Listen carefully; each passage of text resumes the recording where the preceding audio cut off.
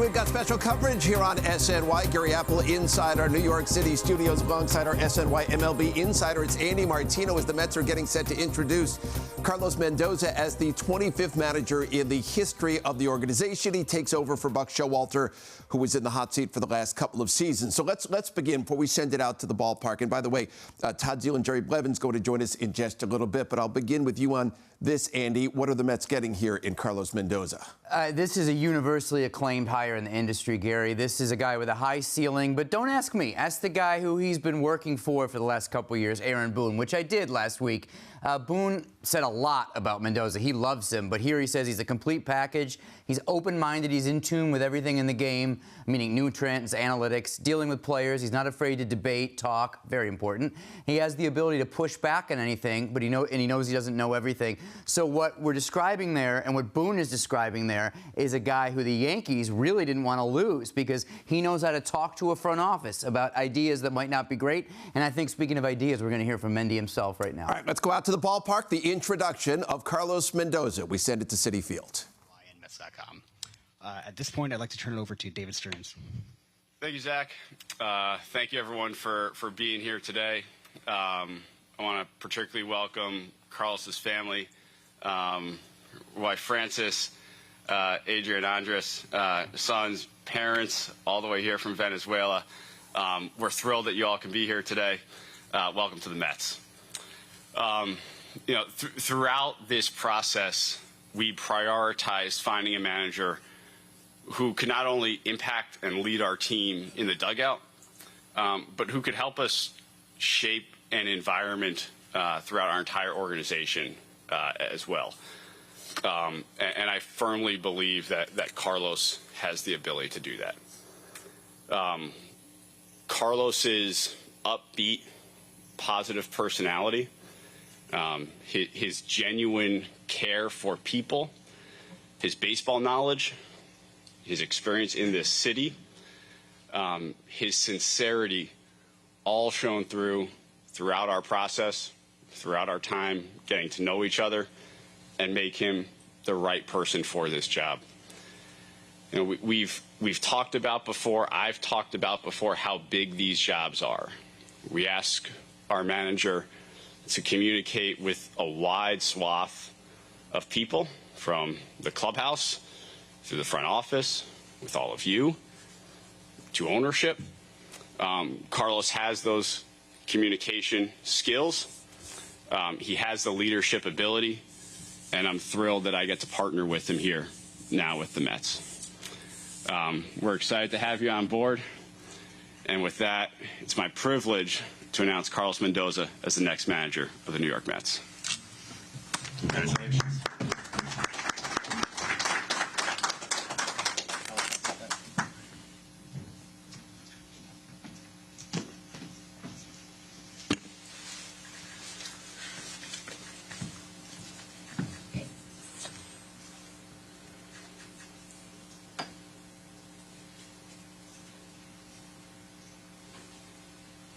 Hoping this goes smooth for you. You got it.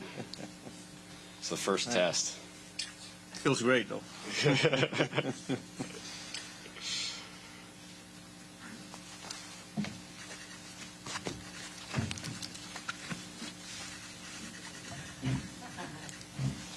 Thanks, David. Congratulations. Take some pictures. Right into it. Carlos? Man, this feels good. It feels great. This is a great day. This is a special day for me, my family, and the Mets organization. For me, it's an honor and a privilege to be wearing this uniform. And I would like to thank Steve and Alex for giving me this great opportunity, for believing in my abilities to lead this ball club. Thank you. I'd like to thank David and the baseball operation people. You guys put me to work. It wasn't easy, but I'm excited to partner with you and the organization, and I'm looking forward for great things here to come. I would like to thank my parents. My mom, happy birthday. Today's my mom's birthday, and this is incredible. I remember like it was yesterday, but almost 30 years ago when we sat down at home and we were trying to make a decision whether I was going to be a baseball player and pursue my dream to become a big league player or become an engineer like my dad. And I was pretty firm, and I remember when I said I want to be a big league player. Well, I didn't become a big league player, but today I'm the manager of the New York Mets. So for that, thank you so much. To my dad, and I want to make sure I say this in Spanish so he can understand here. Para mi papá, ha sido el mejor coach, el mejor mentor que he tenido en mi vida. Gracias por enseñarme los principios y valores de la vida. El respeto, la humildad, el sacrificio y el trabajo fuerte. Para mí es un honor y de verdad, papá, que siempre has sido y siempre lo serás mi mejor coach. Gracias. To my wife, Francis, thank you for not only being my best friend, you always been there for me through the good, the not so good times, supporting us, raising our kids. You gave up everything in life. You gave up. I remember having this conversation with you. Are you sure you want to do this? You gave up your career as a dentist back in Venezuela, your mom, your sister, and all the people that you love. And you say, I'm ready to do this with you. And here we are, Francis. I love you so much, and I can't wait for this new chapter in our life. To my boys, Adrian and Andres, thank you for being there, for understanding that Dad is away from home for a long time. And one thing I'm going to tell you is now you're coming home. You're coming to New York. The other question you asked when David called me and gave me the news was, Dad, are we going to be able to come to the field and practice with you now that you are the manager? The answer to that is yes, you're coming with me, and we're going to get to spend some time in practice as well. So thank you so much. I'd like to thank the San Francisco Giants organization for giving me the first opportunity to become a baseball player back in 1996. I would like to thank the New York Yankees for giving me the opportunity to become a coach and to develop as a coach and eventually as a big league coach here in New York. There's a lot of people that I want to acknowledge here, but we could be here for a long, long time, you know. But there's one guy that I want to mention because I remember when I was finishing my playing career, and he approached me and asked me if I wanted to become a coach. And, you know, I thought about it. Then we decided, you know, with my family to pursue that career. And when I got done managing my first year, he called me in the office and said, Carlos, you're gonna be a manager in the big leagues. And here I am. I know you're proud. Mark Newman. Thank you so much. I also like to thank my sister back in Venezuela, Lorena. Thank you for the support. I'm getting emotional here. And I want to say something in Spanish too, to my country and to the Latin community. Para mí es un honor y un privilegio estar aquí sentado en estos momentos y representar a mi país, a Venezuela y a toda la comunidad latina, mediante esta plataforma de ser manager en Grandes Ligas de los Mets de Nueva York.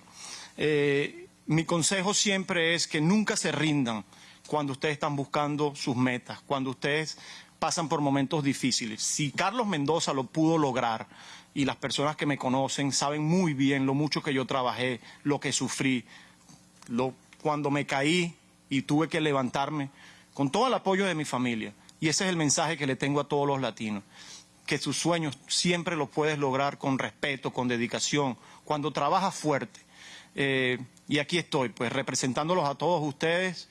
Les doy todas las gracias, de verdad que sí. Y a los fanáticos de los Mets de Nueva York, Para mí es un honor y un orgullo, un placer tener puesto este uniforme. Espero pues aportar a esa cultura que se ha venido construyendo. Entiendo que son unos fanáticos muy exigentes y estoy completamente preparado para esa gran oportunidad y traer campeonatos a la ciudad de Queens. All right, so when I first started that process, and David first called me, and the more we got deep into conversation and with his baseball people, and we started to get to know each other really well, you know. The way they were asking me questions, I was asking them a lot of questions. They were not only interviewing me, but I was also interviewing them because I wanted to know what they were all about. And when they started talking about culture, people, relationships, preparation, that I felt a connection right away because that's who I am. I care a lot about people, relationship, respect, and the ability to put a product, you know, there's going to be able to compete for championships. I understand that people are saying this is a big challenge, you know, especially for a guy that never managed at the big league level. I understand the city of New York. I've been here for the past 6 years, and I know how passionate the fan base is and the expectations that they got here. Just know that I understand, and I am ready for this challenge. I see this as a great opportunity. This is a great opportunity for not only Carlos Mendoza, but for the New York Mets. Man, this is great. The one thing that I'm coming in here, I'm not just creating a new culture. People need to understand that this is a team that won 100 games not too long ago. And they started to create something special. And I'm coming in to continue to add to that culture, you know, to continue to add to those positive things that we're already building a couple of years ago. And when we start talking about culture, I do believe that culture is not just your tradition. Culture is driven by the people that you come in contact with every day. And that starts from ownership, from David as the president of baseball operation and his people, myself as the manager, that eventually is going to go and trickle down through the coaching staff, players, and everybody in the organization through player development all the way to the Dominican Republic. Culture is driven by us, by the way we connect, by the way we think, by the way we value our culture, by the way we communicate each and every day. And that's my goal. That's my goal, to continue to drive that culture. I came up in the area, you know, back in 1996 when I was taught to play the game with fundamentals, to respect the game, to pay attention to details. That's how I came up as a player. But I also, when I came up as a coach, all the information that, you know, came available, I was able to learn that side of the game. And I'm planning on using that. There's a balance, right? And I'm planning on using both of them.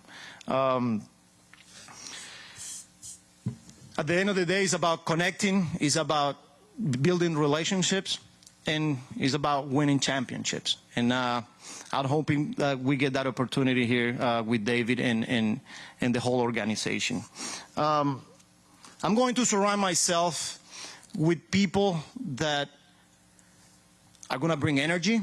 They're going to earn the respect from players and from everyone in the building.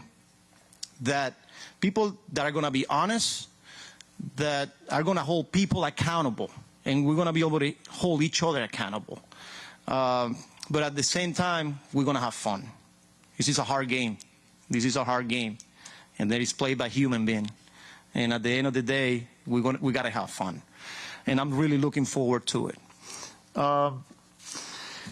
And the last thing I'm going to say is I want to say thank you to all of you that are here in the audience. And I'm really looking forward to building that professional working relationship. Because I know how much you guys care. I know you guys have a job to do, talking to the media members. And I'm hoping that we can develop that relationship here starting today. I know how much you know about the game of baseball, and trust me, when managing in winter ball, when you got millions of managers and the fan base will let you know as soon as you walk out of that ballpark because you left a pitcher too long, or because you took him too early, or because you didn't pitch. I know what it feels like. I know what it takes. So, and I know how much you guys know about baseball. And I can't wait to meet and have deep conversations with Gary, Keith, and Ron. Again, with that, man, I'm super excited. It is a privilege. It is an honor for me to be wearing this uniform, and I can't wait to get going. Thank you. Thank you, Carlos. At this point, we'll take questions from the audience. Please state your name and affiliation. We'll start with Steve Gelbs from SNY. Hey, guys. Yeah. Steve Gelbs, SNY. Carlos, congratulations. You know, you spoke about the culture that you hope to build or continue to build upon. In terms of on-field product, though, how would you describe what a Carlos Mendoza managed team looks like on a day-in, day-out basis? Yeah, it starts with connection, relationship, so the players can trust me and, know where I'm there for them and want to have their back, right? But it comes down to preparation, attention to details each and every day, and competing. I want the team to go out there and play hard every pitch. I want them to, and then at the end of the day, I want them to have fun. But I'm a huge and a big believer. I've learned through my experience that the connections, the trust, the respect, the relationships in the locker room, in the clubhouse, when you care about people, when you connect, it creates that culture that we're talking about that eventually will show up on the baseball field. But guys are going to be prepared, and just know that we understand the expectations here in New York. And David, for you, I know that the two of you didn't know each other prior to this process. So what was the initial process, I guess, for you to figure out the list of people you wanted to interview? What did you hear about Carlos? And then ultimately, when you did get to meet him, what pushed him across the finish line? Yeah, so as we went through this, there were a couple different stages. And the first stage was sort of that standard due diligence stage, reference checks, calling around, trying to get to know as much about our candidate pool as we possibly could. And when you get through that stage, you have a pretty good feel for who each candidate is, what their backgrounds are, what people have to say about them. Then for me, the next stage was really ensuring that I felt a connection to the person who was going to be our next manager. We've talked about the partnership that these types of jobs require. We're going to be spending a lot of time together. We're going to be on the phone a lot together. We're going to be dealing with some real highs, and at times we're probably going to be dealing with some lows together as well. And we're going to have the relationship, the bond, and the trust to collectively work through that. And I think the more time Carlos and I spent together, the more we both felt comfortable that we have the ability to do that together. In the center. Saludos, Carlos, Natalie, lasmayores.com, felicidades. Hablaste hace un momento de tu experiencia en el béisbol invernal. Obviamente son ligas muy distintas, pero la meta es la misma, ganar, a diferencia de ligas menores. ¿Qué tú sacaste de esos 2 años con los Cardenales de Lara que tú sientes te va a ayudar en este nuevo rol aquí en Grandes Ligas? Sí, gracias Natalie por tu pregunta. Mira, una gran experiencia. Yo siempre he dicho que no solamente como pelotero, sino como coach o como manager, esa es la mejor escuela que tú puedes tener. Es como que la universidad. Y mi experiencia en los últimos 2 años con el equipo Cardenales de Lara pues me ayudó a eso, a manejar las expectativas, a manejar un clubhouse, a manejar pues todas las personalidades que tú tienes contactos en el día a día, pero más que todo pues la importancia de ganar todos los días y ganar últimamente un campeonato. Lamentablemente pues no se consiguió esos 2 años con la gente de Cardenales, que es un equipo que pues, para mí pues el equipo de la infancia. pero el mayor aprendizaje fue eso, manejar las expectativas, cómo manejar con el personal, con los peloteros y al final del día pues tener esa relación con todos ellos. Una bonita experiencia y yo creo que fue algo impactante en mi carrera. On the right. Yes, Bill Atson, MLB.com. For Carlos, after talking to the front office, what do you think of your current roster and what needs fixing? Yeah, that's a good question. I'm excited about our roster. Like I said earlier, this is a team that won 100 games not too long ago, and a lot of the core players are still on our roster, right? So I do feel really good about that. Yeah, we got some work to do, and I trust David and his team to continue to make improvement and to continue to add. But I am very excited with the group of players that we currently have on our roster. All right, my second question is, have you talked to Ozzie Guillen? He was the first person from Venezuela to manage a big league club. I'm just wondering, what advice has he given you? Yeah, I know Ozzie because when he was retiring, I was at the beginning of my playing career, so we played together.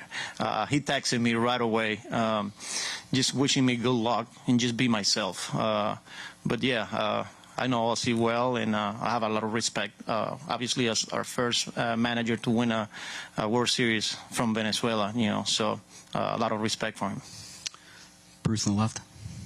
Carlos, Bruce Beck, NBC4 New York. Congratulations. Thank you, Bruce. You sound optimistic, you sound enthusiastic, but what are your concerns? What are your challenges? That's a good question, Bruce. I don't know about if I call it concern or, like I said, challenge. I'm just excited to get the opportunity to be here in New York, Like I say, I've been here for 6 years. My family loved the city. I love, the city of New York. And I understand how passionate the fan base is. They want to win. And they have high expectations. And when you're not meeting those expectations, they're going to let you know. But they're also going to support you when you're playing well. I experienced playoff games here in October on the other side of town, and I can't wait to bring that and to have that experience here in Citi Field with the Mets fans. Tim Healy from Newsday. David has used the words collaborate and partnership a lot throughout this process. What do those words and that dynamic mean from your perspective? Yeah, team. This is something that I've learned early on in my career when I came up with the Yankees as a coach. That using all the resources, asking people's opinion, having that ability to have a sit down and have that tough conversation and challenge people. And I think when we talk about a partnership here that David talks about is trusting each other. Knowing that we're going to have each other's back, good or bad. And then we're going to have conversations that are going to be tough, but at the end of the day, because of the trust and the respect that we have for each other, we're going to move on and accomplish great things. On the left. Carlos, first off, congratulations on the job. Mark Malusis, Pix 11 Sports. I want to ask you, when you were interviewing David, as David was interviewing you, besides culture, what were some of the other concerns that you had that were rectified or answered that presented you and looked at this opportunity as being the great one that it is? Yeah, like I said, I don't think I saw it as a concern. It was just more like his vision, expectations, because I want to win, just like everyone else, right? And he wants to win, So it was just more of those topics, wanted to know where they were at in the vision, short term, long term, and those were some of the conversations that went on. Short-term vision, you expect to be a winning team in 2024? We expect to compete. We expect to compete in 2024. Like I say, we like our team. There's some talented players coming back from a team that won 100 games not too long ago, and we are excited about the group of position players that we got in the upper level. So yeah, I am excited. Will? Hey, Carlos. Will Salmon from The Athletic. David has mentioned you knowing what it takes to win in New York and to lead in New York.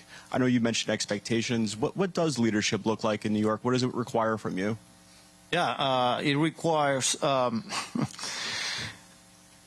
There's a lot, obviously, especially here in New York, because there's high expectations, and the fans are going to let you know. They expect to win, they expect championships, and they're going to let you know when you're not meeting those expectations. But I go back to relationships, building that culture in that clubhouse with players and people that you work with can trust you. I believe that this is a huge part of the job, and that you're going to go through ups and downs. And I'm ready for this challenge. I'm ready for this new chapter, and I can't wait to get going. In the back. Angie Hernández en New York One, en español para ti, Carlos. Felicidades. Gracias.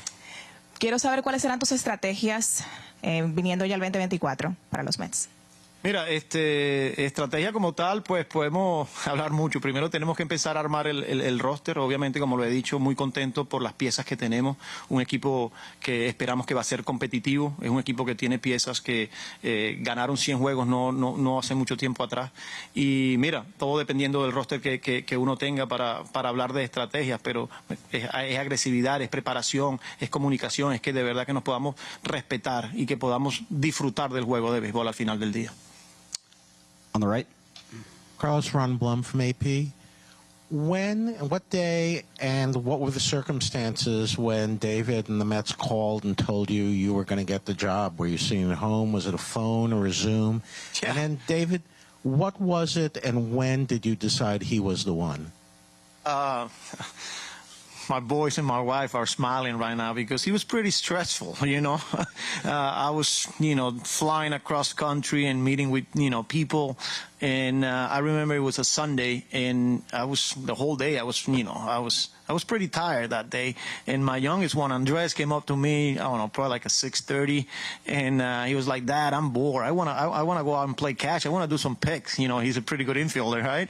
And sure enough, I went out there, started throwing picks and doing some glove work and all that. And before I know it, my phone rang. It was David. And I was like, "All right, we got action here." So I came back in, and I sat down in front of my wife, and I received the news, and I could hear my wife crying and my boys jumping already, and so yeah, it was pretty exciting. Dave, what was the thing that made you decide he's the one? These are evolving processes, right? And so we do our best not only to get to know the candidates and the people as we're meeting them, but also try to learn about them as much as we can. And really, the more I learned and we learned about Carlos, it felt like a great fit. And then after we spent some time together, and it was clear to me that we were going to have the ability, I think on both ends, to build the type of relationship, spend the type of time together that we're going to need to spend together. That's when I think I realized that this could be a really good match, and I became really excited about it. In the middle. Daniel Reyes, Grandes en los Deportes, CDN Deportes. Carlos, felicidades. Gracias, Daniel. Como venezolano y latino, ¿cómo te sientes de finalmente ser manager de MLB? Orgulloso, de verdad que sí. Para mí es un honor y un privilegio pues estar aquí sentado y con este uniforme, siendo el manager de los Mets de Nueva York. Como lo dije en el statement inicial, pues no es nada fácil para nosotros los latinos de llegar y estar ganarse una posición de esto, porque al final del día tú te la ganas con el trabajo, con el respeto, la dedicación. Y ese es el mensaje pues que yo le doy a toda esa gente, pues no solamente en el béisbol, sino en la vida como tal, de que no es nada fácil y que hay que luchar por conseguir tu sueño, y que cuando tú te caigas pues hay que levantarse. Y bueno, de verdad muy agradecido, dándole las gracias a Dios por darme esta oportunidad mediante esta plataforma del béisbol de las Grandes Ligas, donde yo puedo impactar y ser ejemplo para esas generaciones, pues no solamente en Venezuela sino en toda Latinoamérica. On the right. Hi, Carlos. Laura Albanese from Newsday. You had talked about surrounding yourself with people that can build the culture here. When it comes to coaching staff decisions, what in particular are you looking for, either with the people that you decide to retain or the ones that you look to bring on? Yeah, we're in the process of putting together that coaching staff. We spoke with some of them, talking to David. But, we're talking about building a culture, right? So you're looking for people that, are going to bring energy. They are going to earn the respect from players. They are going to be consistent. They are going to be prepared. That have leadership skills. They are going to be able to communicate. They are going to be able to have that tough conversation. They're going to be able to hold people accountable, right? And that's that's what we're looking for. So yeah, we're in the process of it, and it's a big puzzle that we have to put together here. But I'm excited to continue to have those conversations with David and the whole baseball operation people. I guess as a follow-up, do you anticipate significant turnover, and are you specifically looking for somebody who has maybe a little bit more experience since you are a first-year manager? Like I said, we're looking at everything. What I could say is that Jeremy Hefner is coming back as a pitching coach, and I think David already mentioned that a few days ago. And we're in the process of having those conversations, and looking for those qualities that I just mentioned. On the left. Felicidades, Carlos. Manny Gomez, New Jersey Advanced Media. I have two questions. The first one is, did you have a conversation with Luis Rojas before accepting this position, and what advice did he give you? And the second is, number 28, what does that number represent to you? Yeah, I consider Luis as a friend. We go back to our years in the minor leagues, managing against each other and competing against each other. And when David first reached out, I gave him a call, and it's like, because he knew more of the people that that I've known. So I asked for some advice, and just kind of give me a lay on the line of some of the people that I was gonna go talk to. But yeah, I consider him as a friend, and I wish him nothing but the best of luck. I know he's gonna be next pretty soon here. And the 28, this is a big number for me.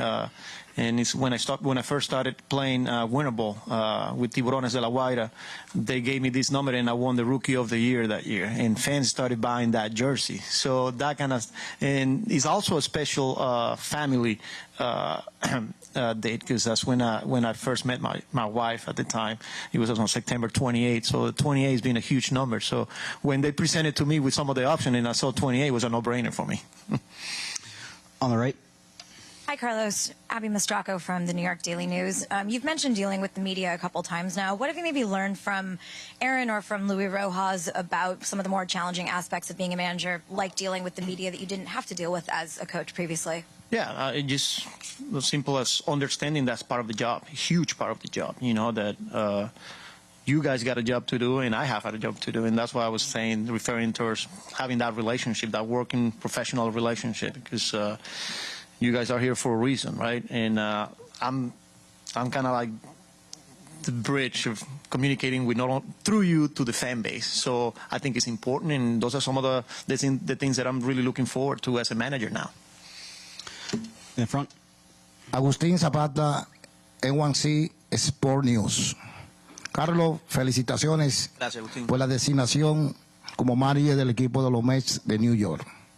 Aceptar el reto de dirigir este equipo, ¿cómo tú lo defines? Otra pregunta, y ser el segundo venezolano apenas en dirigir un equipo de béisbol en la Grande Liga, ¿qué significa para ti? Sí, mira, primero que nada, asumo este reto con mucha humildad, con gran profesionalismo y de verdad con muchas ganas, pues, de conseguir grandes cosas aquí con los Mets de Nueva York. Es un equipo, pues, que, como lo he dicho varias veces, ganó 100 juegos hace par de años, y la mayoría del grupo, pues, que perteneció a ese equipo todavía está en el roster de nosotros, un grupo muy talentoso. Y de verdad que estoy ansioso para empezar, pues, a construir esa cultura que nos va a ayudar a ganar juegos de béisbol. La segunda pregunta...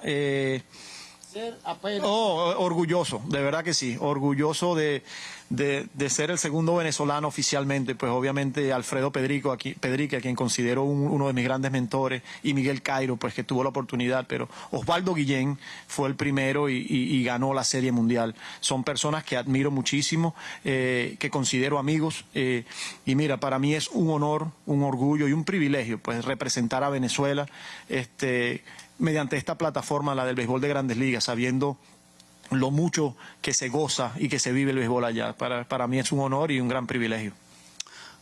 On the right. Thank you. Carlos, felicidades. Daniel Álvarez del Extra Base en Venezuela. Carlos, desde que tenías el puesto de bench coach en Nueva York con los Yankees. Creo que tuviste cantidades de entrevistas con distintos equipos y no se dio sino hasta ahora. De esas experiencias, ¿qué fue lo que más fuiste sacando que te ayudó a esta finalmente con los Mets? Y que me hables también de la satisfacción de que por fin se te dio lo que tanto estabas buscando. Sí, gracias Daniel, y agradecido de que estés aquí. Significa mucho para mí y para la familia. Sí, mira, a veces pueden ser un poco frustrantes cuando tú vas a todos esos procesos pues, y no recibes la noticia que estás buscando, pero a la vez aprendes mucho de esos procesos, porque como lo dije, como enfrenté el proceso con los Mets, así como te están entrevistando a ti, uno tiene que entrevistarlos a ellos para ver si es la situación que de verdad machea, como quien dice. Y eso fue una de las grandes experiencias, pues mucho aprendizaje y que me ayudó pues para prepararme para eventualmente recibir esta oportunidad que gracias a Dios en el día de hoy los Mets de Nueva York me las están dando.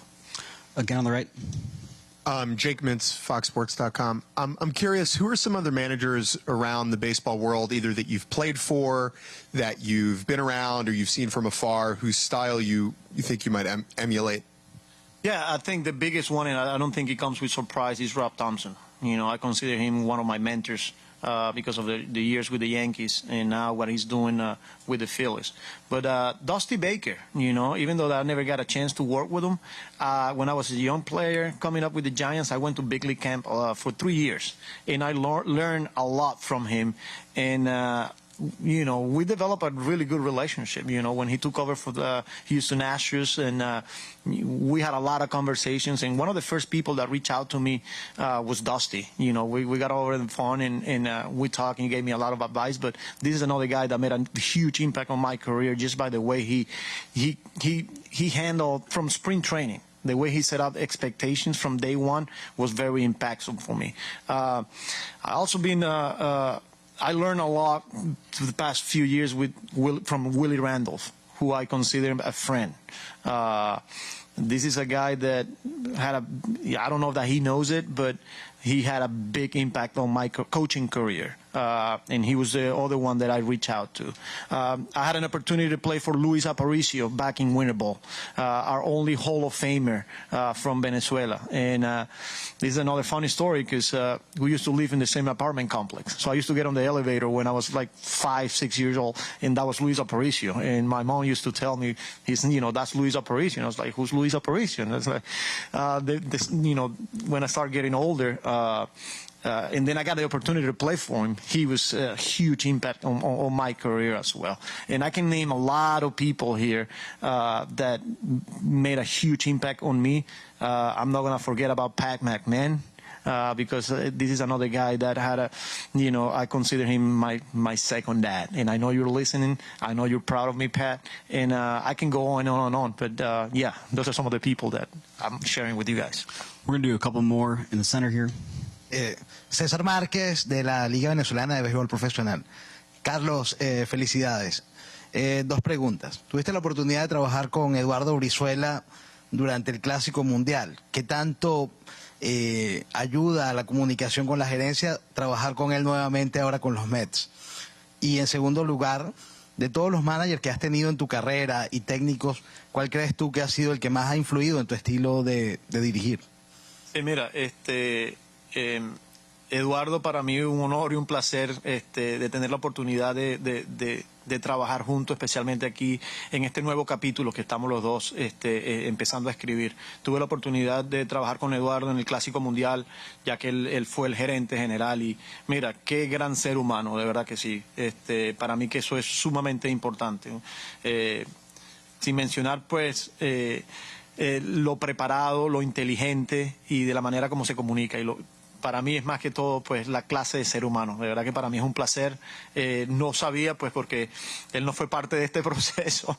Cuando yo estaba en el proceso pues él todavía no pertenecía a la organización, y pues qué sorpresa para mí que una vez pues entero que Eduardo pues voy a estar trabajando con él, y para mí de verdad que orgulloso de él también. Y la segunda pregunta, un manager que haya sido, mira, tuve muchos managers, como te digo, hablo de un Luis Aparicio, hablo de Shane Turner, fue un manager mío con ligas menores. Fue bastante duro conmigo, pero me enseñó a jugar béisbol, los fundamentos. En invierno pues tuve manager como Luis Ojo.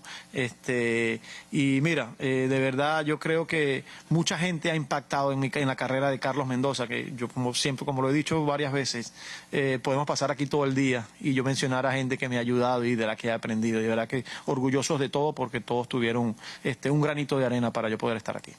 And last question in the center. Mark Roseman from KinersCorner.com. It's a two-part question for both of you. So, David, obviously in this world of analytics, there's no real analytics for a baseball manager. But if you look at trends, last 30 managers in the World Series, none of them were first-time managers with either no experience as a manager, no experience as a player, or no experience within the organization. When you look at that, what makes Carlos the right guy to end that trend? And Carlos, same thing. What makes you the guy that will be the first in 30 years to win a World Series as a first-time manager? So I think, first of all, I think there have been, in fact, there are a lot of really good managers right now managing in baseball right now that were first-time managers when they first were hired, right? So, yeah, I do think there are a lot of first-time managers out there who have proven that you can do this job in big markets, you can do it successfully. Look, Mendy has a really unique skill set, and it's not only his experience in the game, but who he is as a person, his ability to connect with people of a variety of different backgrounds at different levels in the organization. And you combine that with his robust experience within the game, his knowledge of the game, and the time he spent in this town. And I certainly have confidence that he's the right person. Yeah, and I understand that's a question and that's a topic now, but I've been preparing for this since I started coaching, and every step along the way, and especially my last 6 years here in New York, I know it's real, and I know the expectations from the fan base, but it's one of those where I can't wait to get started. I know I'm ready. I know I'm prepared, and I know how much the fans wants to win, and that's what we're here for.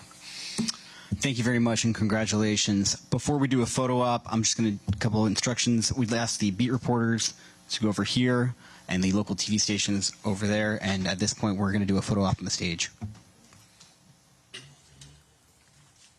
So Carlos Mendoza, the 25th manager in the history of the New York Mets, being introduced by David Stearns, the new baseball president of baseball operations with the Mets. Andy Martino sitting alongside inside the studio with me here. What was your biggest takeaway from what you heard, Andy?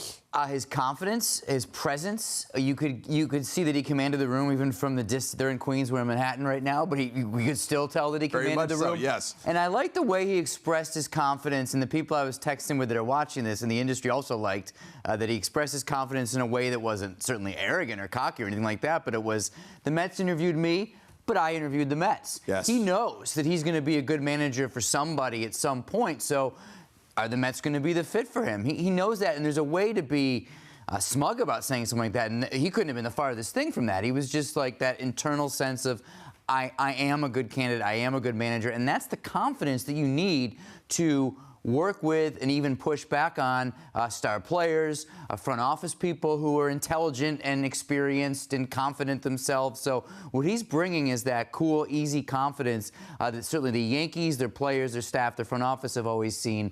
And he's not shying away from being like, look, I know I'm a first-time manager. I know this is a question, but I'm ready. And to do that without any whiff of arrogance is quite a balance to strike, but it's authentic to who Mendoza is. Gary, I've known this guy for a couple of years now in his role over the Yankees. I obviously cover both teams.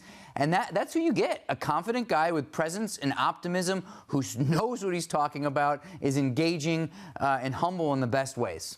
By the way, we're heading back out Citi Field in just a moment because Steve Gelbs is going to be with Carlos Mendoza. He will join us in just a little bit here. I do want to follow up on what you talked about, what he talked about, and he was asked about a number of times, was the fact that he is a first-time manager managing the New York Mets. And he pointed to the fact that, look, I've been in this town for 6 years. I've been the bench coach for the Yankees for the last 4 years, and he chuckled a little bit. He said, I understand that there are millions of fans out there who understand the game here in this town. And I thought that was important for him to acknowledge that, Andy, to understand the microscope and how much he is under the microscope at this point. So I talked about the confidence not being arrogant, Gary. So I'd like to follow up because we drilled down on that a little bit more. He complimented the fans, the New York fans. He complimented the New York media. He complimented players. He went and said, like, all of these people are intelligent, parts of what I do and factors in his daily job. And he has respect for all of them. I've covered managers who very clearly believe, and I've covered GMs who very clearly believe that they know a lot more than you do. You don't have any business asking the question. And that's clearly not Mendoza, whether it's media, whether it's fans with their concerns and passions. He gets that. So that is something that he's picked up on already in the New York market. And by the way, Aaron Boone is his mentor in this. I've never seen a manager better at handling the New York media than Aaron Boone. He doesn't get nearly enough credit for that. He knows how to be self-assured but firm and confident, and that's what Mendoza's clearly learned at his side. So I wouldn't underestimate just the benefit that he's had of being at the right hand of someone who's already a master at this. He also talked about the importance of that clubhouse culture, right? He talked about culture a number of times, the ability to relate to his players. And as we were sitting and watching, he's a bilingual manager. And I think that's important in the game. I think it's always been important in the game, but that ability, especially in this town with such a large Latin community, that is really important for him to be able to relate along those lines. I do want to go back out to Citi Field right now. That is where Steve Gelbs is standing by with the new manager of the New York Mets, Carlos Mendoza. Steve, take it away. Gary, thanks so much. Carlos, congratulations once again. And, first off, I just want to start with the human element. You talked a lot about the human element. We saw how emotional you got. You told the great story about when you heard the news that you were going to be the Mets manager. How have those emotions hit you over the last couple of weeks as you've kind of let it sink in that this is a goal you finally accomplished? You're a big league manager. Yeah, it's hard to describe, to be honest with you. We've been through a lot, especially the last week. And when I got the news, it was kind of like, all right, we celebrated a little bit, but then it was back to work. What's next? I got on the phone and started calling David and some of the people because we got a lot of work to do. But yeah, it was something that I sat back and for a couple of minutes and kind of realized that, this is a dream come true. It's something that I've worked all my life, and here I am, and I'm excited. What is that process of getting to work when you get on the phone with David and you start thinking through all the things that you have to accomplish in this first off season? What does that process look like for you? Yeah, first thing was putting together a coaching staff. You start calling people and listening to recommendations and, going back and forth with David in the front office and, contacting people too, And then the most important is reaching out to players. Something that, like I said, the very next day I started reaching out to players and it's been great. I'm all about connection, relationships, because they got to get to know me, I'm not the only one trying to get to know them, but I got to earn their respect. And that's, the first thing that I got to do this off season is hopefully I'll get the opportunity to meet with them face to face, but I'm planning on just having at least a couple of conversations before we get to St. Lucie and get going. Have you spoken to any of the players yet? And if so, any of the conversations stand out in particular? Yeah, all of them. Lindor, the one with Pete Alonso. I felt like we were on the phone for like 45 minutes and felt like we could have kept going. Nemo, not too long ago, he was on a vacation trip. But sharp guys, smart, but at the end of the day, good human beings. I talked to Edwin Diaz. He was in Puerto Rico, and obviously can't wait to continue to have these conversations. And yeah, there's a lot more, a lot of texts. They don't know the number yet, so I'm still waiting to hear back from them. But like I said, I'm expecting to reach out and have these initial conversations here in the near future. One of the first things you said in the press conference was that David Stearns and the front office put you to work during the interview process. Can you describe exactly what what type of work, what type of conversations you guys had as you ultimately came together on this marriage. Yeah, it wasn't easy, you know. Very thorough process, you know. A lot of Zoom calls that first round, you know. Meeting one-on-one. I remember one of the first day was 6 hours of just Zoom, you know. 1 hour with Davey, 1 hour with the next guy in, and you know, like it was one after another, you know, and I was just getting out of my office, quick break, and then back in again. Before you know, it was 3 o'clock, and then advancing to the second round, and I had to come here to New York and meet with a lot of different people, you know, groups of 4 or 5 from each department. It was an intense process, but the one that I enjoyed, you know, and then obviously meeting with Steve at the end was pretty good too. Carlos, you've got a long day still ahead of you, so I'll just leave you with a couple of quick hits on the actual on-field product and your thoughts, philosophies as a manager. Number one, how do you view the DH role? Is your preference to have one solidified DH or to use that as a spot to rotate guys through and get them off their feet? Well, ideally, you know, it's one of those that you could have that flexibility to rotate guys. But again, we're a long ways away to see what the team's going to look like. But you're asking me, versatility is important. I mean, not a secret that the way the game's going now, that, you know, the youth and the athleticism and keeping that spot is important. But I also understand we got, you know, people on our roster that we'll see what transpires here in the near future, you know. But I am excited with the roster, with the players, and I can't wait to get going. What about from a rotation perspective? There's been a lot more of a movement towards maybe not just a strict 5-man rotation, mixing in that 6th guy. Do you like the traditional 5-man rotation, or are you open to more pushing towards a 6-man? Well, I'm open for anything, you know, and I think a lot goes into making a decision like this, you know, like the flexibility on your bullpen, you know, how the bullpen is going to be constructed. You're going to have guys that are going to give you multiple innings, that are going to be able to give you pitches, you know, guys that are going to be able to go back to back. Those type of things come into play when you're making a decision whether you're going to go traditional 5-man rotation or a 6-man. So there's a lot of conversations, and that's part of, you know, working together, right? Asking people's opinion and getting the players involved, because that's important too. Like, I'm a big believer that you have to empower players and making them be a part of the decision making too. At the end of the day, we will make that decision, but I always like to get that feedback from them. Okay, and finally, when it comes to empowering players, one of the things that's going to be clear about this group this year is going to be an infusion of young players. Certainly some came up last season, but with the moves made at the deadline, there are guys that are right around the corner. How do you view bringing along young, talented players and giving them a level of responsibility when they're up here? Yeah, I mean, starts with expectations from day one, right? But I think it starts with the leadership group that's already in place with the roster, right? Making that environment a welcome environment, you know, especially for some of these young players that are going to come up at some point. Some of them might be with us from out of spring training, but there's a lot of good players there. And what I'm going to do is just encouraging to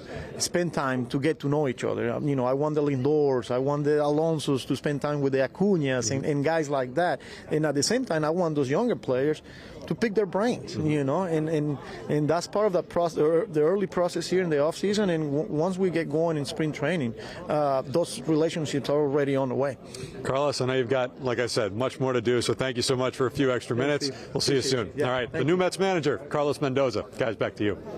All right, Steve, we thank you, and Carlos as well. By the way, Steve expected to be joined by David Stearns and also by Gary Cohen coming up in just a little bit. He talked about, Andy, right there, the fact that he's spoken with Francisco Lindor and Pete Alonso and Edwin Diaz and Brendan Nimmo, the core of this team and the relationships that he spoke about. He wants those guys to get to know some of the younger players and the infusion of youth. How important do you think that's going to be for Carlos Mendoza and the Mets as they move forward here? Well, the point's well taken, because obviously baseball is best learned through passing down traditions and skills and having those kinds of conversations. So, I mean, it's not unique that a manager would want to foster that, but it's cool that it's top of mind for him on day one. And forming those relationships with the veterans is important for Mendoza, too. Terry Collins did a masterful job of this. When he got to the Mets, it was Carlos Beltran, Johan Santana, David Wright, Jose Reyes, and he knew that he had to get the trust and form the relationships with those guys, and the rest of the clubhouse, the younger players, flow from there.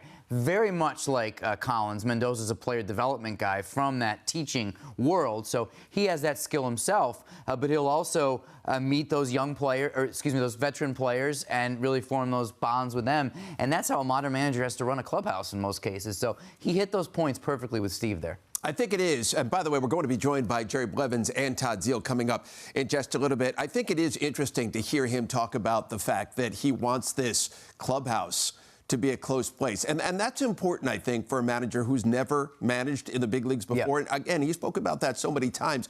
But when you've got veteran players like Pete Alonso and Francisco Lindor, it's going to be really important for him to lean on those guys and to build that culture inside that clubhouse that's going to emanate out onto the field. And it does make a difference when you have that cohesion, Andy. If you lose those guys, you have no shot. And so he knows, as I said, how important that is. Something one of his mentors in Boone did really well, forming that relationship with Aaron Judge and others. And Lindor in particular is someone who likes, I have observed that he likes the kind of coach or manager that Mendoza is. And that's a little bit of a hard-driving, tough, fiery guy. Lindor loved Buck Showalter for those reasons, loved Joey Cora, who's now departed to Detroit. So that edge that Mendoza can bring, that's likely to work for Lindor in building that relationship. It seems to be more than a lot of young players or younger players. Well, that's what Lindor seems to like. In his opening statement, one of the things Carlos Mendoza said is he looks forward to building the relationship with Gary, Keith, and Ron. I thought was terrific. And what do you know? Gary is standing by with Steve right now. Let's go back out to the ballpark. Steve. Yeah, Gary, he did, and it's the second straight press conference where Gary Cohen has been shouted out. I mean, that's a pretty big deal. I'm standing next to a Hall of Famer right here. Hi, Steve. It's nice to see you. Nice to see you, too. Take a break from, your Sunday job. Sure, yeah, me too.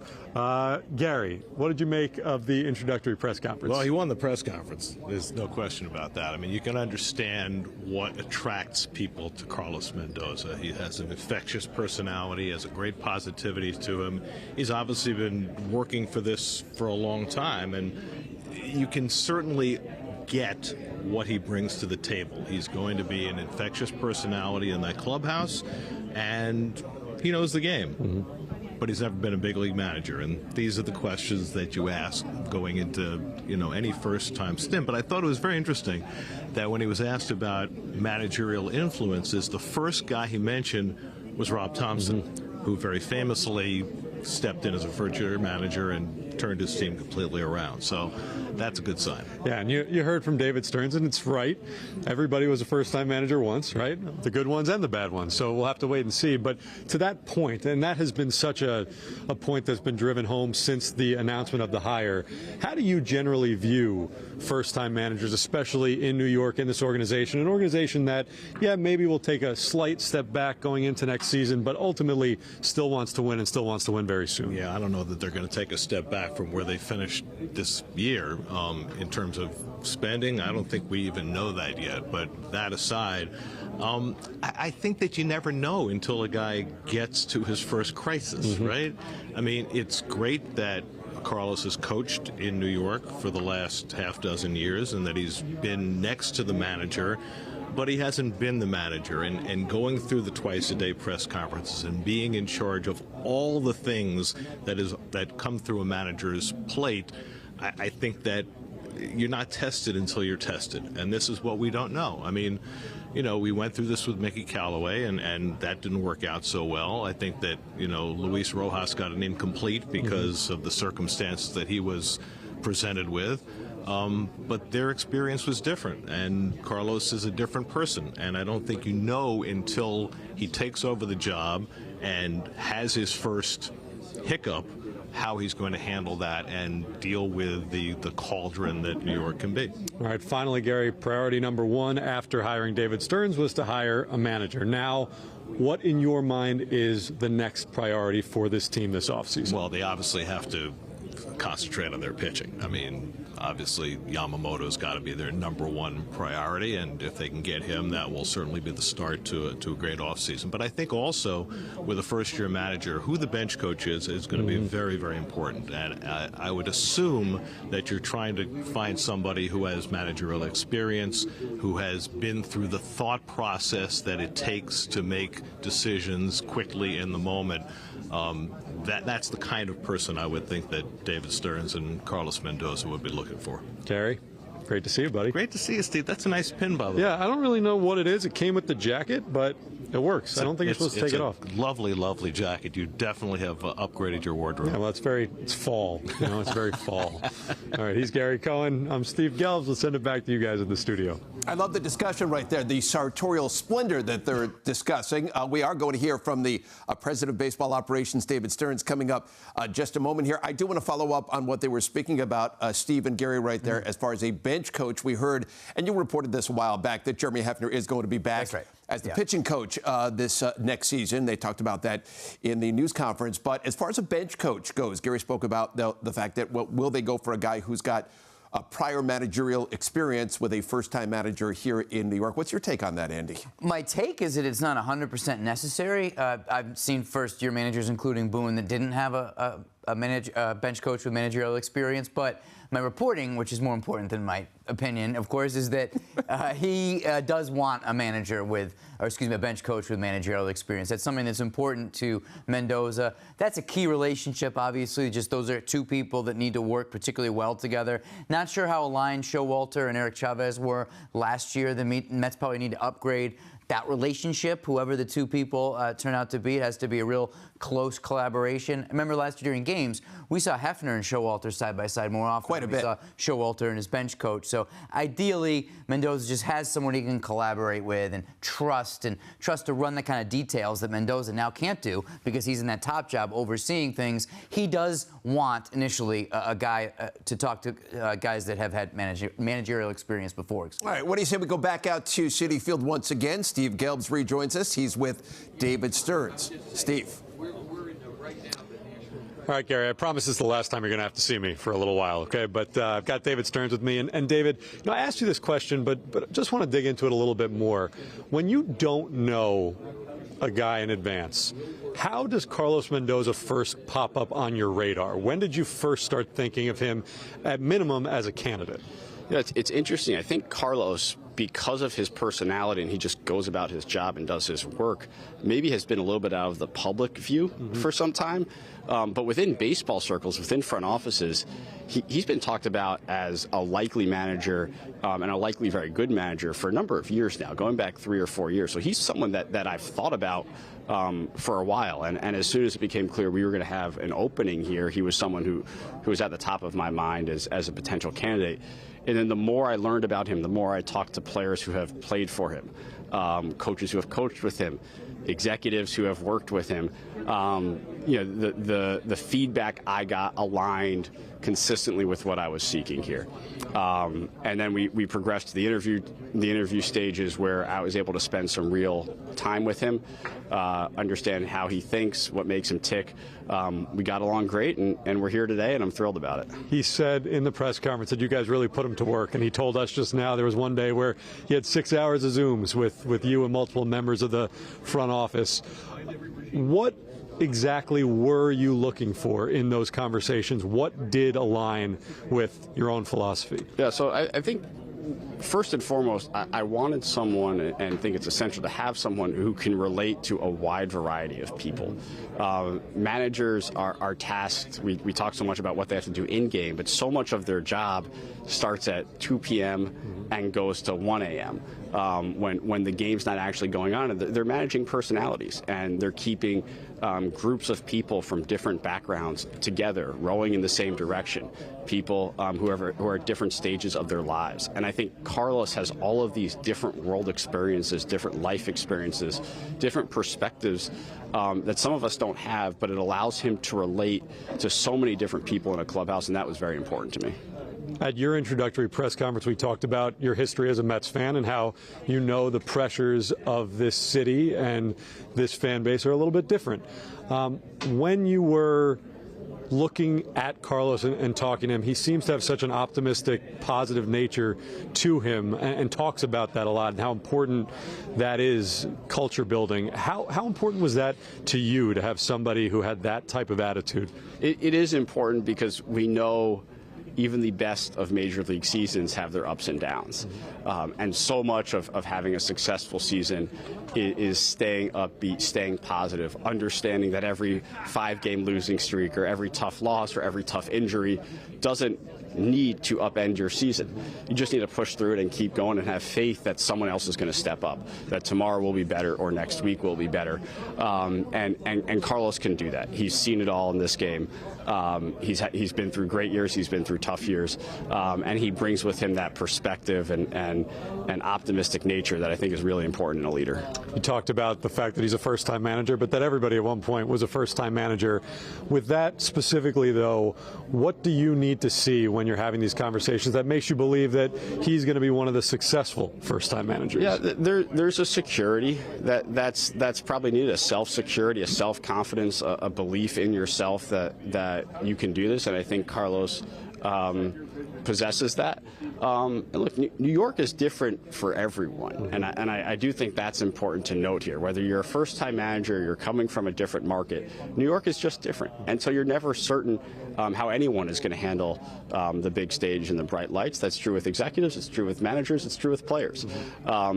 But I do think giving Carlos's experience in this town with everything that comes with it, I think he is uniquely positioned to handle this well.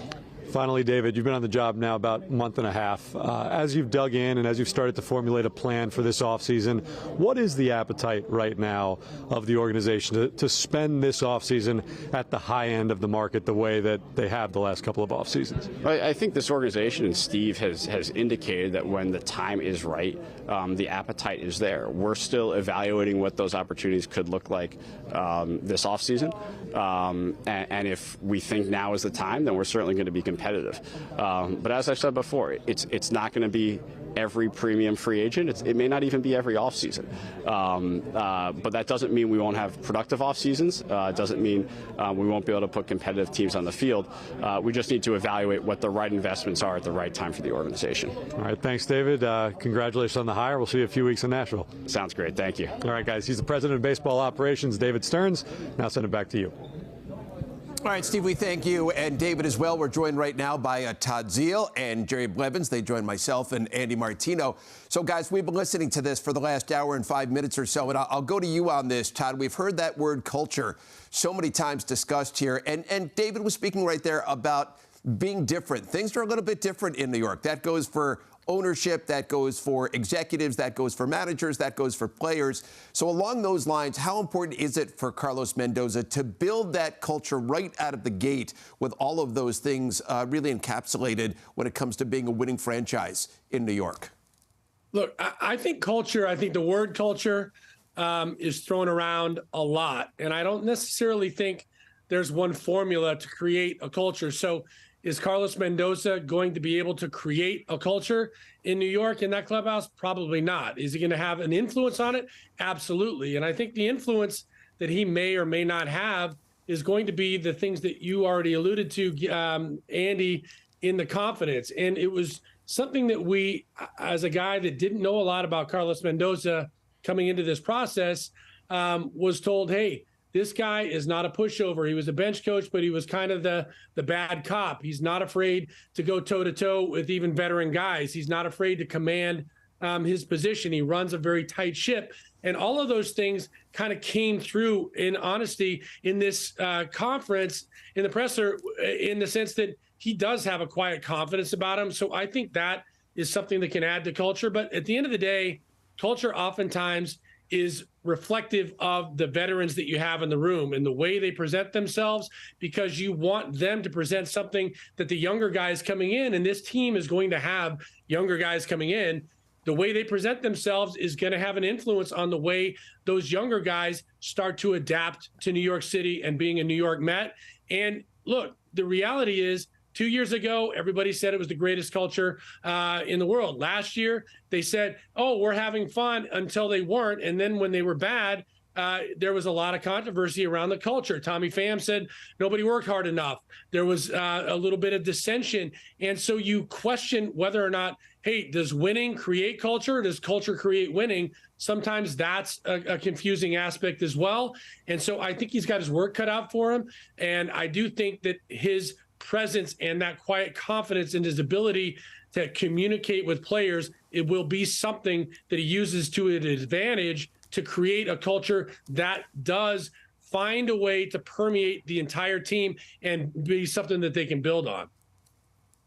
Yeah, I wanted to piggyback on what Todd was saying. Is the word culture kind of is overused in a sense, but it's factual in the sense that you have to have something from the top.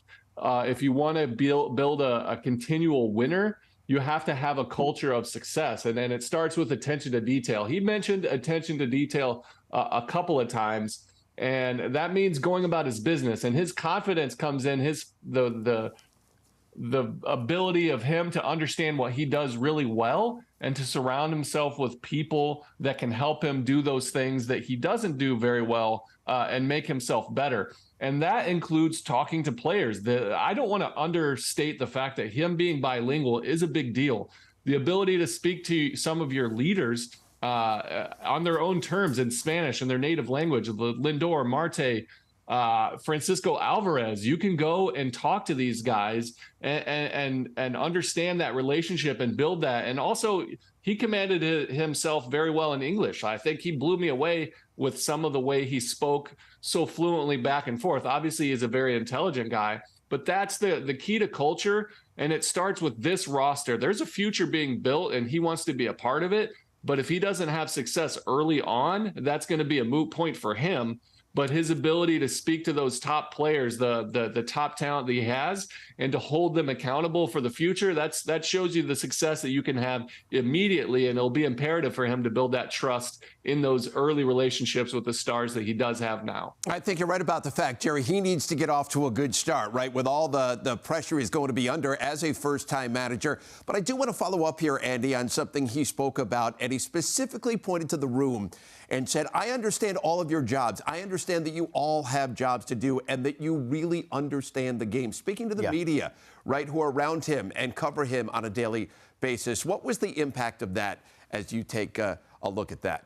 Well, it was smart. Because the fact is, we in the media still do. As he described it perfectly. He's a bridge between the clubhouse and then we're the media, and then we obviously communicate to the fans of the team. And so the perception of how he is regarded in this market is influenced by his media coverage, of course. So what do? Number one, you get yourself into a mindset where you try to really authentically have that respect for media members and say, some of you guys know the game, and men and women, of course, shouldn't just say guys, know the game, understand the game, ask good questions. And the smart way to handle this is those of you who I don't respect, I'm going to treat you with respect anyway because of what that power dynamic is and the ability to influence perception. So there's two different sides of that, I think, is that I've interacted with Mendoza enough to know that he likes talking baseball with the media. He respects our job. He can come out from the dugout on a batting practice at Yankee Stadium. I'll say, how's Anthony Volpe developing as a shortstop? He'll tell me about his pre-pitch. He'll tell me about his throwing arm. He'll tell me about real technical things that are fun to talk about with baseball. But he also understands that you need to play nice with as many media members as you can because it's smart public strategy in a job that has a tremendous amount of scrutiny. So I saw both savvy and authenticity there, if that makes sense. He also talked about the fact that his relationship with the players is so important so that they can trust him. And I do want to ask you, and I'll turn to you on this, Jerry, the empowerment of a manager when he gives that sort of a vote of confidence to a player and the understanding that a player is important in how a club runs. How important do you think empowerment, especially of key players, of your veteran players, is to a franchise? Yeah, I think it speaks volumes to be able to have that respect. Yeah, Andy mentioned it as well. He comes off very respectful of people and their ability to do their jobs. And if they aren't doing their jobs, or at least putting in the effort that it takes to do their job successfully, he's not afraid to call it out But in a culture inside of a clubhouse, and for a 7-month long season, you cannot micromanage every single player as the manager, and you're going to need to lean on some of those guys at the top of your roster to kind of say, hey man, I need you to turn it on a little bit. You're not doing what you need to do. Whether it's work in the cage or whether it's showing up or whether it's staying in at night. I'm not saying anybody in the past has done that, but if it does happen, you got to have the players be the first one to come and speak to you in the locker. And that's kind of something that's been lost in today's game, the ability for the player to hold other players accountable, because everybody just wants to show up and do their job. But I think Carlos Mendoza is looking to push that upon some of his players and not push them out of their comfort zone, but to make them aware that if you're a star, that's some of the things that you're going to have to do. Yeah, Jerry, I think that there also can be a double-edged sword with that. I mean, you're thinking about the fact that he says he wants to empower players, but at the same time, he did go back to the fact that they know where the decision is going to be made. I talked to Joe Torre one time about his managerial philosophy. Obviously, a guy that I played for in a couple of different times and have great respect for as a manager, a successful manager. And his thought process really when it comes to that point is communicate with all the players. Let them know that they all have a voice and that they might have some influence, but you can never lose lose sight of the fact that I, the manager and the decision maker, what you say and what you do may have an impact. I'm going to take it all in, but there has to be one leader. And I think that was one thing that I really respected about Buck Showalter. Buck Showalter had that reputation because of his years in the game. And you think Buck Showalter is 25 years older than Carlos Mendoza. He's got that kind of experience where all of the guys said Buck was great to communicate with. We really had a great time talking to him, but nobody ever doubted who was making the decisions in that clubhouse and who the guy was that was leading that charge. And I think that's a fine line for a young manager, not to want to be too much of a friend to the guys, have his input, make sure that everybody feels heard. But at the end of the day, he's still got to be the guy that says, hey, the buck stops with me. The decision is mine, and I'll live with it. I'll be accountable for it. I'll take your advice, but the decision is mine. I do want to follow up on that last question when Steve was speaking with David Stearns about what the Mets' plans are going to be this offseason. And David pointed to the fact that, listen, we're going to spend some years. We won't spend as much other years. And Andy, I want to turn to you on this because here's a Mets team with a veteran core, right? You've got guys in the prime of their careers in Francisco Lindor and Brandon Nimmo and Pete Alonso. And there was this thought process that maybe this offseason won't be a big spending offseason because of what happened last year with the big salaries paid to those veteran pitchers. But in light of the fact that they have these veteran core players, do you not believe it's imperative that they do at least get into the game and spend the sort of money that will make them contenders this season? Because these guys are not going to be in their primes forever. You know, Gary, I think going back to Max Scherzer's comments about being told by the Mets brass that the Mets weren't going to be all in on free agency this year, there's probably been some lack of nuance in the general discussion of this. Say, are they spending or are they not? I know that's not how you asked it, but I'm referring to, like, is Steve Cohen in or is he not in? And that's really, I would scrap that way of thinking of it and think you hear clearly David Stearns trying to measure fan expectations. This is not going to be the Steve Cohen of the first couple of off seasons where he was willing to agree to a deal with Carlos Correa in excess of $300 million spontaneously. That's not going to be the kind of offseason it is, but that doesn't mean that the Mets are any kind of rebuilding either. Look, we're in an era where so many teams make the postseason that a Steve Cohen funded and David Stearns run Mets should be in the conversation for the playoffs every single year, and they expect that. So what we're really talking about here is, are you going to be involved in, are we going to be hearing rumors about Matt Chapman and Blake Snell and Shohei Ohtani? And the answer is maybe one of those guys, maybe a little bit, but the Mets aren't just going to be always trying that sign that star player. And by the way, that's what George Steinbrenner did in the 80s, and it never worked. So they're trying to dial it down a little bit with that approach and those expectations right now. All right, so you mentioned the name Matt Chapman, and Jerry Blevins, you are a huge Matt Chapman fan. We've had so many conversations over the years about Matt Chapman. He's the best defensive third baseman, arguably in baseball. I know Nolan Arenado's in that discussion as well. But when it comes to the Mets this offseason, what do you think they should do? We know starting pitching is a priority, but what's your take on the offseason and what you think the Mets have to focus on here? Yeah, they 100% need to focus on pitching, starting pitching especially. Top end, Senga can't go in as the only guy at your A spot with Quintana behind him. You know, there's nuance there with Senga being in his second year, coming back off his first full season. There's a lot that goes into it. I don't think you want a contender for him to come out and be your ace. I'd love to see them supplement the front end. He might still be your ace, but it would be nice to get another front end starter. Then you need help in the back end, especially with Ottavino opting out and not being a guarantee back there. You're going to need back end help. Edwin Diaz coming off of that knee injury.